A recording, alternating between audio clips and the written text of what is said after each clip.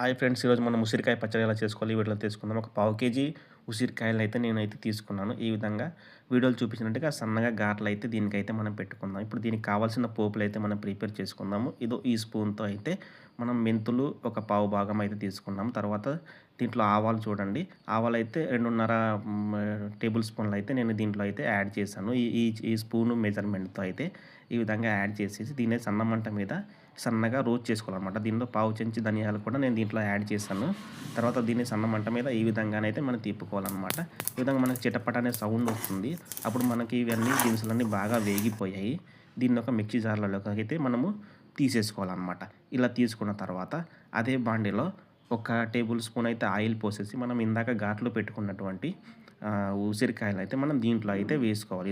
ఏదో వీడియోలో చూపించినట్టుగా ఈ విధంగా అయితే వేసుకోవాలన్నమాట. ఈ విధంగా వేసుకున్న తర్వాత దీన్ని ఒక స్పూన్తో అయితే మనం ఈ విధంగా తిప్పేసుకోవాలి. ఇలా తిప్పేసుకోవడం వల్ల ఏంటంటే ఉసిరికాయలు అయితే దాంట్లో అయితే బాగా వేగుతాయి అన్నమాట. చూడండి, కొద్దిగా గోల్డెన్ బ్రౌన్లోకి అయితే ఈ ఉసిరికాయలు అనేవి వచ్చేస్తున్నాయి అన్నమాట. ఈ విధంగా సన్నగా కలుపుతూనే ఉండాలన్నమాట. ఇందాక మనము చేసుకున్న ఉసిరికాయలను అయితే ఈ విధంగా అయిపోయాయన్నమాట. దీంట్లోకి ఒక చిన్న సైజు వెల్లుల్లిపాయ ముద్ద అయితే నేను తీసుకుంటున్నాను. ఇందాక మనం చేసుకున్నటువంటి పొడులను ఈ విధంగా సన్నగా మిక్సీ అయితే పట్టేసుకుందాము.